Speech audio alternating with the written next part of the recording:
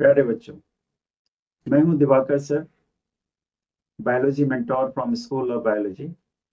और आज के लेक्चर में हम कवर करने वाले हैं प्लांट किंगडम का एक बहुत ही इंपॉर्टेंट डिवीजन, टेरिडोफाइट। इसमें हम कई नए कॉन्सेप्ट सीखेंगे जो अब तक हमने ब्रायोफाइट में नहीं सीखा था। तो जब हम नेक्स्ट फाइला की तरफ जाते हैं ना, तो अगले फाइला में क्या क्या चेंजेस होती है पिछले फाइला के रिस्पेक्ट में, वो बड़ा इंपॉर्टेंट होता है एग्जामिनेशन पॉइंट ऑफ व्यू से। तो लेक्चर को ध्यान से सुनना and then read the NCERT book. आपको हर लाइन समझ में आएगी एनसीईआरटी की। तो चलो देर ना करते हुए सीधे चलते हैं एनसीईआरटी के पीडीएफ पर। तो आपके सामने टेरिडोफाइट का पीडीएफ खुला हुआ है एनसीईआरटी का। आप देख सकते हो कि हमने बहुत सारी लाइनों को अंडरलाइन किया है, और जो अंडरलाइन किया है वो डेफिनेटली वो बहुत इंपॉर्टेंट लाइंस हैं जिन पर आपको फोकस करने की जरूरत है। तो जो पहला पैराग्राफ है टेरिडोफाइट में, एनसीईआरटी में जो पहला पैराग्राफ है, इसमें टेरिडोफाइट के कुछ इकोनॉमिक इंपॉर्टेंस के बारे में दे रखा है और कुछ उनके हैबिटेट के बारे में कि वो कहाँ कहाँ रहते हैं। तो सबसे पहले इनके यूजेस के बारे में, इकोनॉमिक इंपॉर्टेंस के बारे में यदि हम जाने, तो टेरिडोफाइट, कई टेरिडोफाइट प्लांट ऐसे होते हैं जिनका मेडिसिनल यूज है, उनसे कई तरह के मेडिसिन बनाए जाते हैं। फिर इसमें क्योंकि रूट डेवलप हो जाता है ना, तो रूट जो है वो सॉइल बाइंडर का काम करता है।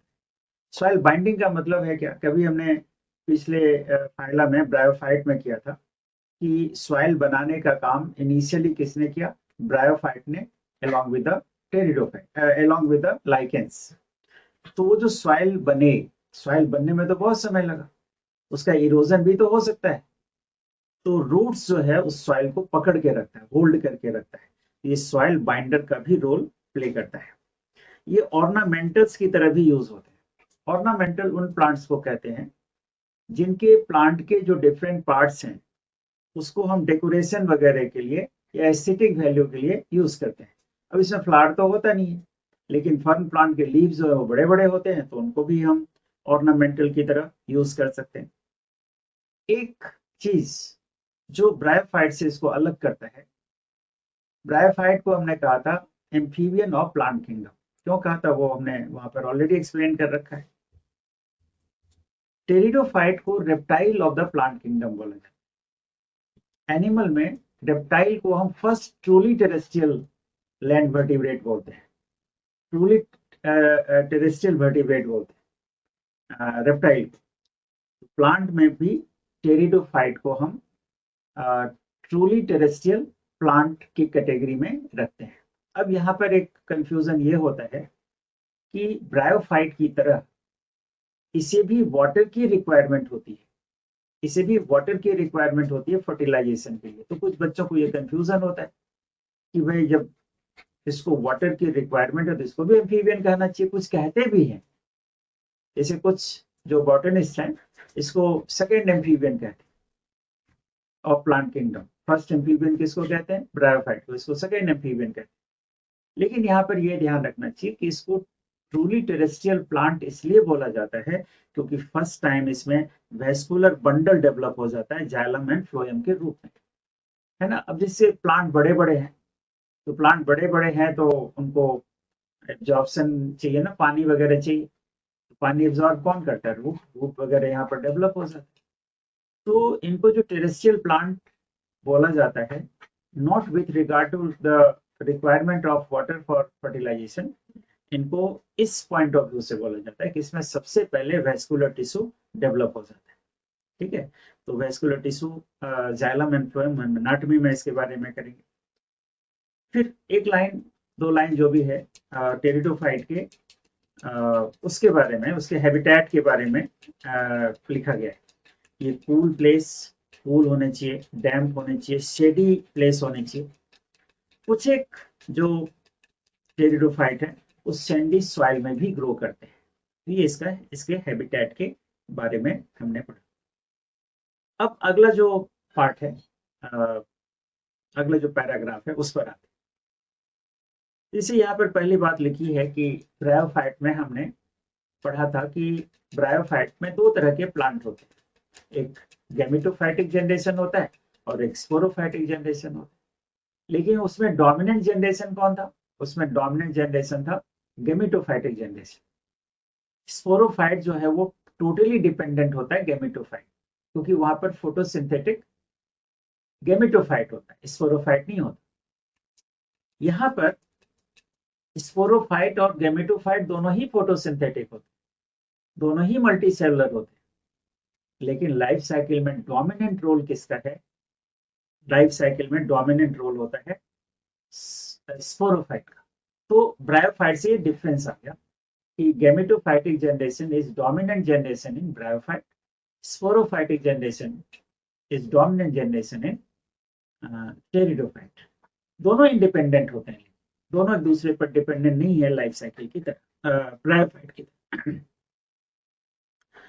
दूसरी बात जो यहाँ पर पहली बार आती है कि यहाँ पर ट्रू रूट्स, स्टेम और लीव्स डेवलप हो जाते, जो अब तक नहीं थे। लीफ लाइक स्ट्रक्चर था, रूट लाइक स्ट्रक्चर था, राइजवार्ड जैसा कि हमने ब्रायोफाइट में पढ़ा। यहाँ पर ऐसा नहीं है। यहाँ पर ट्रू रूट्स पहली बार टैप रूट डेवलप होता है, कुछ समय के लिए रहता है, फिर एडवेंटिशियस रूट में डेवलप हो जाता है, चेंज हो जाता है। स्टेम यहाँ भी इरेक्ट और जो है प्रोस्ट्रेट दोनों तरह के हो सकते हैं। लीव्स यहाँ पर ट्रू लीव्स होती है, और ट्रू लीव्स यहाँ पर दो तरह की होती है। जो छोटे साइज का लीव होता है इसको माइक्रोफिल कहते हैं। इसका एग्जाम्पल के तौर पर सेलाजिनेला। सेलाजिनेला जो होता है, this is very important plant, medicinal plant है। रामायण जब हम पढ़ते हैं तो रामायण में जो संजीवनी नाम आता है, जिसको हनुमान जी लेके आए थे, तो वो सेलाजिनेला का ही हिंदी नेम है, संजीवनी, है ना, मेडिसिनल प्लांट है। और कई आपने देखा होगा कि कई हॉस्पिटल्स के नाम भी संजीवनी लिखा होता है, तो संजीवनी सेलाजिनेला ही है। फर प्लांट का जो लीफ है वो बड़े साइज का होता है, तो that's what is called as macrophyll. Macrophyll मतलब लीफ, और मैक्रो मतलब बड़े साइज। तो दो एग्जाम्पल याद रखना है कि किसका लीफ छोटे साइज का होता है और किसका लीफ बड़े साइज का होता है। फिर जो स्पोरोफाइट होते हैं ना, स्पोरोफाइटिक प्लांट, इसमें टेरिडोफाइट में, उसमें कुछ लीव्स के ऊपर स्पोरेंजियम प्रेजेंट हो। स्पोरेंजियम, ये जो साइड में हमने एक छोटा सा डायग्राम बना रखा है, ये लीफ है, ये लीफ है, और लीफ के ऊपर जो रेड कलर का स्ट्रक्चर देख रहे हो उसको स्पोरेंजियम कहते हैं। तो एक ऐसा लीफ जिस पर स्पोरेंजियम लगा हो उसको हम क्या बोलते हैं? स्पोरोफिल बोलते हैं। ये माइक्रोस्पोरोफिल हो सकता है, मेगास्पोरोफिल होता है, अकॉर्डिंग टू द साइज। छोटे साइज का लीफ है तो छोटे साइज का स्पोरेंजियम होगा, उसको माइक्रोस्पोरोफिल बोलेंगे। बड़े साइज का लीफ है, बड़े साइज का स्पोरेंजियम होगा, उसको मेगास्पोरोफिल कहेंगे।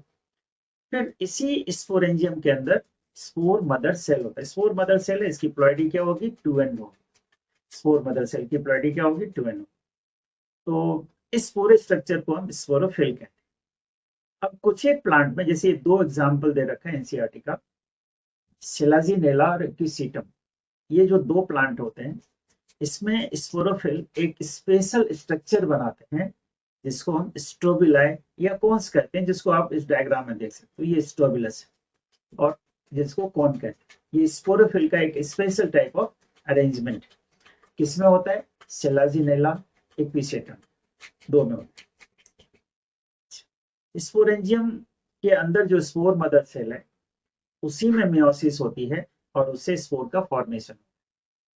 ये हमेशा याद रखना कि प्लांट्स में स्पोरिक मियोसिस होता है, स्पोर फॉर्मेशन के समय मियोसिस होता है प्लांट। तो स्पोर मदर सेल डिवाइड करेगा मियोसिस से और स्पोर बनाएगा, और स्पोर की प्लॉइडी क्या हो जाएगी? एन हो जाएगी। और वही स्पोर जर्मिनेट होकर के गेमिटोफाइट बना। तो गेमिटोफाइट का फीचर क्या होता है यहाँ पर? इनकॉन्स्पिकुअस।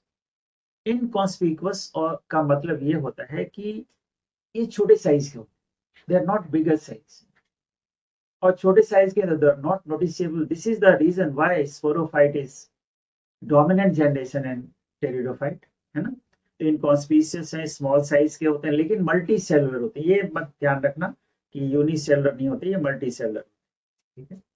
फ्री लिविंग है, फ्री लिविंग क्यों है? क्योंकि ये फोटोसिंथेटिक। फोटोसिंथेटिक है। एंड थाइलॉइड गेमेटोफाइट, ये वर्ड याद रखना, प्रोथैलस। टेरिडोफाइट में हम प्रोथैलस वर्ड यूज करते हैं किसके लिए, गेमेटोफाइट के लिए, प्रोथैलस वर्ड। अब इस गेमेटोफाइट को डेवलप होने के लिए क्या कंडीशन चाहिए, देखो कूल प्लेस चाहिए, डैम्प होना चाहिए, सीडी रीजन होना चाहिए। और यही लिखा है कि यही कारण है कि जो स्पोरोफाइट होते हैं वो रिस्ट्रिक्टेड होते हैं, है ना, क्योंकि इनके डेवलपमेंट के लिए एक पर्टिकुलर कंडीशन चाहिए, तो वो कंडीशन अवेलेबल होगा तभी ये डेवलप हो पाएंगे। ठीक, तो इस तरह गेमेटोफाइट हो गया। It also requires water for fertilization, जैसा कि ब्रायोफाइट में था कि बगैर फर्टिलाइजेशन जो है वाटर के फर्टिलाइजेशन नहीं होगा, ये इसमें स्पर्म को, मेल गैमेट को वाटर में रिलीज करते हैं। ठीक ठीक है। Now the gametophyte bears male and, यहाँ पर एक ब्रीफ में आप थोड़ा इस लाइफ साइकिल को समझिए, ये सारी बातें आपको समझ में आ जाएगी। मेन प्लांट बॉडी क्या होती है बेटा, sporophyte. Main plant body pteridophyte में स्पोरोफाइट होता है। प्लॉइडी क्या होगी, 2n जनरेशन वाले जितने हैं ना वो सारे स्पोरोफाइट होते हैं। हमने कोई डिटेल लाइफ साइकिल नहीं बताई, बिल्कुल ब्रीफ में। स्पोरोफाइटिक प्लांट है, स्पोरोफाइटिक प्लांट के पास स्पोर बनाने वाला स्ट्रक्चर होता है, स्पोरेंजियम, जो लीफ के ऊपर होता है, जिसको स्पोरोफिल कहते हैं। तो वहां पर मियोसिस होगी, स्पोर मदर सेल में स्पोर्स बनेंगे। स्पोर्स जब लिबरेट होंगे तो spores will change into gametophyte. Gametophyte को गेमेटोफाइट क्यों कहते हैं, गेमेटोफाइट यहाँ पर रिड्यूस साइज का होता है, इसको प्रोथैलस बोला जाता है। गेमेटोफाइट गैमीट बनाने वाले प्लांट को, स्पोरोफाइट स्पोर बनाने वाले प्लांट को। तो जो गेमेटोफाइट है वो, उस पर गैमीट बनाने वाला स्ट्रक्चर यहाँ पर भी एंथीरिडियम और आर्किगोनियम होता है, जैसा कि ब्रायोफाइट में था। और टेरिडोफाइट लास्ट फाइला है जिसमें एंथीरिडियम होता है, इसके बाद एंथीरिडियम आपको नहीं मिले, लेकिन आर्किगोनियम जिम्नोस्पर्म तक मिलता है। तो यहाँ पर भी गैमीट बनेगा, मेल गैमीट बनेगा, जिसको एंथीरोजोइड कहते हैं, जो हमने ब्रायोफाइट में भी बताया था। बट फर्क क्या है कि ब्रायोफाइट का जो मेल गैमेट होता है वो बाइफ्लैजिलेटेड होता है, ये मल्टीफ्लैजिलेटेड मेल गैमेट होते हैं, ये ध्यान रखना। और फीमेल गैमेट जो एग है वो आर्किगोनियम के अंदर डेवलप, वो नॉन मोटाइल होता है। तो स्पर्म रिलीज होगा, पानी में रिलीज होगा, वाटर में, उससे वो फिर आर्किगोनियम तक जाएगा। फर्टिलाइजेशन आर्किगोनियम के अंदर, और फर्टिलाइजेशन के कारण जो स्ट्रक्चर बनेगा उस स्ट्रक्चर को हम क्या बोलते हैं, जाइगोट बोलते हैं। जाइगोट बने। अब जो जाइगोट है it will change into embryo. हमने आपको बताया था कि एल्गी को छोड़ करके बाकी जो सब है, बाकी की जो 4 प्लांट ग्रुप हैं, सब में zygote develops into embryo. Algae में एम्ब्रियो का फॉर्मेशन नहीं होता। तो वहां पर जो स्पोर्स बनते हैं वो जाइगोट के मियोसिस करने से बनते हैं, लेकिन यहाँ जाइगोट किस में चेंज हो गया, एम्ब्रियो में, and embryo will change into sporophyte. तो यहाँ पर 2 तरह का जनरेशन आप देख रहे हो। जो डिप्लॉयड जनरेशन है इसको स्पोरोफाइटिक जनरेशन कहते हैं, जो हैप्लॉयड जनरेशन है एंड वाला, इसको गैमेटोफाइटिक जनरेशन कहते हैं। और ये 2 जनरेशन ऑल्टरनेट करता है लाइफ साइकिल में। इसमें डोमिनेटिंग जनरेशन कौन है, स्पोरोफाइटिक जनरेशन डोमिनेटिंग है। ठीक है। अब एक बात यहाँ पर जो हमें पढ़ना है वो है कि जैसे एल्गी और ब्रायोफाइट वो एक ही तरह के स्पोर्स बनाते हैं, इसलिए उसको हम होमोस्पोरस कहते हैं। होमोस्पोरस, होमो वर्ड का क्या मतलब होता है, सेम, एक ही तरह के स्पोर्स बनाते हैं। कौन कौन, algae as well as bryophyte. Most of the जो टेरिडोफाइट है दे आर आल्सो होमोस्पोरस, वो एक ही तरह के स्पोर्स बनाते हैं। लेकिन यही बात यहाँ पर अलग करती है टेरिडोफाइट कि कुछ स्पीसीज, इसके ये 2 स्पीसीज का नाम एनसीईआरटी में लिखा है, इसको याद रखें, इसको रट लो, सेलेजिनेला और सेल्वेनिया। ये 2 ऐसे स्पीसीज हैं जो हेटेरोस्पोरस होते हैं, मतलब वो अलग अलग साइज के स्पोर्स बनाते हैं। जो छोटे साइज का स्पोर होगा उसको माइक्रोस्पोर, जो बड़े साइज का स्पोर होगा उसको मेगास्पोर। ये पहली बार आता है प्लांट किंगडम में, है ना। लास्ट के जो 2 फाइला वो तो हेटेरोस्पोरस होते ही होते हैं, लेकिन heterospory first of all observe in few members of pteridophyte, और उनका नाम क्या है, सेलाजिनेला एंड सेल्वियोला। तो ये जो दो तरह के स्पोर्स हैं, जो मेगा स्पोर है वो फीमेल गैमेटोफाइट में चेंज होगा, जो माइक्रोस्पोर है वो मेल गैमेटोफाइट में चेंज होगा, ठीक है। लेकिन ये जो लास्ट की कुछ लाइनें लिखी हैं, इसको हमने वेरी वेरी इंपॉर्टेंट करके मार्क कर रखा है। एक टर्म आता है सीड हैबिट, ठीक है, एक टर्म आता है सीड हैबिट, नहीं कहो इसको precursor to seed habit. Seed habit का मतलब होता है सीड का फॉर्मेशन, और प्रिकर्सर टू सीड हैबिट का मतलब है कि सीड बनने की टेंडेंसी, सीड नहीं बनता है, सीड बनने की टेंडेंसी डेवलप होती है। कुछ एक स्टेप्स ऐसा होता है यहाँ पर, जो लग रहा है कि सीड बनेगा, लेकिन सीड बनने के लिए जितने एसेंशियल कंडीशंस होते हैं वो यहाँ पर फुलफिल नहीं हो पाते। तो कौन सा कंडीशन यहाँ पर हो रहा है सीड बनने की दिशा में? तो सीड बनने के लिए सबसे पहला कंडीशन तो हेट्रोस्पोरी, जो कि यहाँ पर है। दूसरा कंडीशन है कि जो मेगास्पोर है वो पेरेंटल बॉडी के अंदर फुल्ली रिटेन करे, यहाँ पर कुछ समय के लिए रिटेंशन। दो बात हो गई। तीसरी बात कि एम्ब्रियो का जो डेवलपमेंट है वो प्लांट बॉडी के अंदर हो, प्लांट बॉडी के अंदर ही एम्ब्रियो का डेवलपमेंट हो, वो भी यहाँ पर होता है। तो फिर सीड क्यों नहीं बनते? इसलिए नहीं बनते कि एम्ब्रियो को प्रोटेक्शन कौन दे? एम्ब्रियो का प्रोटेक्शन जो है वो इंटेगुमेंट देता है, और इंटेगुमेंट किस में होता है? ओव्यूल में होता है, ओव्यूल इसमें होता नहीं। तो सीड बनने की कुछ टेंडेंसी यहाँ पर जरूर दिखती है, इसीलिए इसको कहते हैं प्रिकर्सर टू सीड हैबिट। यहाँ पर कुछ वो झलक दिखला रहा है कि सीड बनेगा, लेकिन सीड का फॉर्मेशन पूरी सीड के फॉर्मेशन के लिए जितने सारे रिक्वायरमेंट है, इस पर मैं अलग एक शॉर्ट वीडियो बनाऊंगा, वो जरूर देखना हमारे चैनल पर, यूट्यूब चैनल पर, कि क्या अंतर है दोनों में, सीड हैबिट में और प्रिकर्सर टू सीड हैबिट में। तो यहाँ पर precursor to seed habit is shown by two members of phylum Pteridophyta, it includes Selaginella and Salvinia, ठीक है। फिर टेरिडोफाइट को 4 क्लासेस में हम डिवाइड करते हैं। इसमें मैचिंग वाले क्वेश्चन है। पहला क्लास है सिलोप्सीडा, नाम से ही लग रहा है सिलोटम, है ना, दोनों मिलता जुलता नाम है। लाइकोप्सीडा, यहाँ भी देखो लाइकोपोडियम, लाइकोप्सीडा से लाइकोपोडियम आप याद रख सकते हो। सेलाजिनेला जो अभी हम संजीवनी का नाम ले रहे थे वो भी इसी में है। स्फेनोप्सीडा जो अभी हमने किया था, कौन होता है, स्ट्रोबिला क्विसिटम, ये सब लिविंग फॉसिल के एग्जाम्पल है। और सबसे इवॉल्व मेंबर टेरिडोफाइट का टेरोप्सीडा, जिसमें फर्न आते हैं, है ना, फर्न आते हैं। इसके कुछ एग्जाम्पल ड्रायोप्टेरिस, टेरिस एंड एडिएंड्रम। तो इनके एग्जाम्पल्स ज्यादातर जो हमने देखा है मैचिंग में आते हैं।